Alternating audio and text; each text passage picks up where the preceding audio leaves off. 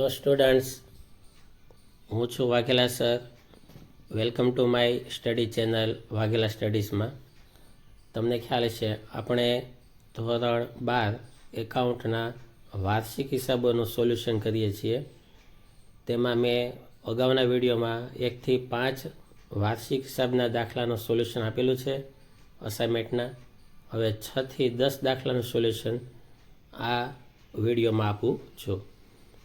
હવે દાખલામાં 6 જોઈએ તો ઈશિતા અને કન્નનની પેઢીનો દાખલો છે. ઉધાર બાકી આપેલી છે, જમા બાકી અપાયેલી છે અને તેમાં 4 હવાલા આપેલા છે. એમાં મકાન ઉપર જે હવાલો છે ચોથો, તેમાં ગુણાકાર કરવાનો 8 તેરી 24, 24 ને 25, 25 33% ગણવાના, જે મેં ગણતરી કરીને આપેલું છે. ત્યારબાદ દાખલા નંબર 7નું જોઈએ તો તેમાં વેપાર ખાતું નફા નુકસાન ખાતું આપેલું છે. તો તમારે આમાં સુધારેલું વેપાર ખાતું બનાવવાનું છે અને સુધારેલું નફા નુકસાન ખાતું બનાવવાનું છે. તો રકમમાં જે દીપ અને પાર્થનો ચોખ્ખો નફો અપાયેલો છે એ તમારે ચેકી નાખવાનો છે.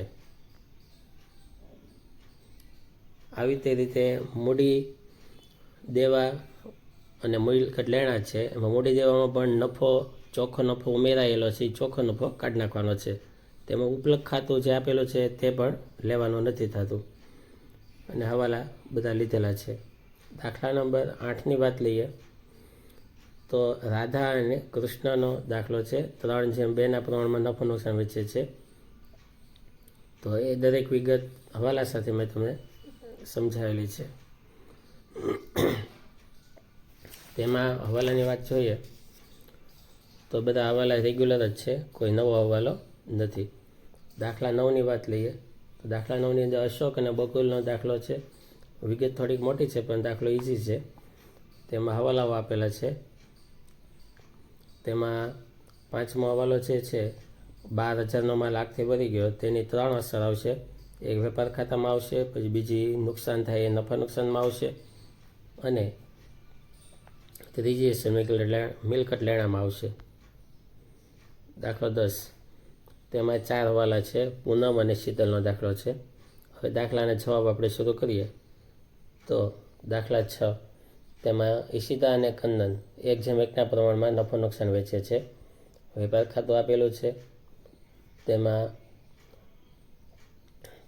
નફા નુકસાન ખાતું અપાયેલું છે. નફા નુકસાન ફાળવણી ખાતું અપાયેલું છે. ભાગીદારોના મૂડી ખાતા છે અને પાકો સરિયું આપેલું છે. ટોટલ 1,19,500 આવે છે અને મકાનનો ઘસારો ગણાયેલો છે. દાખલા 7ની વાત કરીએ તો દીપ અને પાર્થનો દાખલો છે. તેમાં મેં વાત કરી હતી નફા નુકસાન પ્રમાણ આપેલું નથી, એટલે મિત્રો તમને એવું થાય કે 1:1 લઈએ, પણ ના, એવું નથી કરવાનું.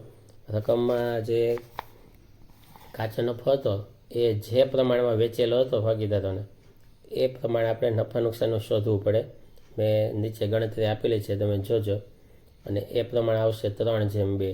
તો એ પ્રમાણે નફા નુકસાન વેચવાનું છે. જો આ રીતે નફા નુકસાન પ્રમાણની ગણતરી નીચે અપાયેલી છે. જો ભાગીદારોના મૂડી ખાતા અને સુધારેલું પાકું સરિયું. કુલ નફો 19,000 હતો. તેમાં દીપનો ભાગ હતો 1,11,400. તો 100 એ કેટલા? 100 ગુણ્યા 11,400 કરીએ અને 19,000 છેદમાં લઈએ તો 60% આવે દીપનો ભાગ. તો પાર્થનો ભાગ 40% થાય. આ રીતે 3:2 આવશે. દાખલા નંબર 8, રાધા અને કૃષ્ણ. મિત્રો, તમે રકમ સરખી સમજશો ને તો આ દાખલો પહેલા દાખલા જેવો જ છે, સેમ, ખાલી નામ ફેર છે. એ પહેલો દાખલો તમને આવડી જાય તો દાખલો 8મો સેમ જ છે, કોઈ જાતનો ચેન્જ નથી.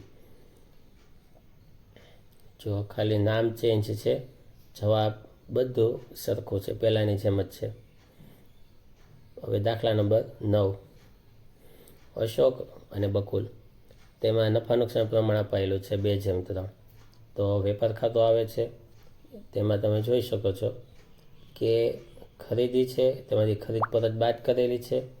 ત્યારબાદ આગથી જે નુકસાન થયું છે તેને ખરીદીમાંથી બાદ કરેલું છે. 12,000. પછી નફા નુકસાન ખાતું જોઈએ તો તેમાં 20% નુકસાન ગયું હતું, તો એ આખથી નુકસાન પણ એમાં બાદ થયેલું છે, 2400 રૂપિયા. નફા નુકસાન ફાળવણી ખાતું જોઈએ પછી ભાગીદારોના ચાલુ ખાતા છે, પાકું સર્યું છે. કાંઈ ન સમજાય ને તો મારી ચેનલમાં એક દાખલાને વિસ્તારથી સમજાવીને ગણાયેલો વિડીયો પણ છે, તો તેમાંથી પણ તમે સમજી શકો છો. દાખલા નંબર 10ની વાત લઈએ તો પૂનમ અને શીતલ 3:2 પ્રમાણમાં નફો નુકસાન વેચતા ભાગીદારો છે. વેપાર ખાતું અપાયેલું છે, ત્યારબાદ નફા નુકસાન ખાતું આપેલું છે. પછી દાખલા નંબર 10માં લઈએ વાત તો નફા નુકસાન ફાળવણી ખાતું છે, ભાગીદારોના મૂડી ખાતા છે અને પાકું સર્યું આપેલું છે અને તેમના જવાબ આપેલા છે.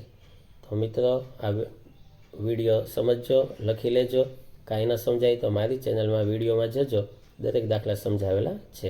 Thank you very much.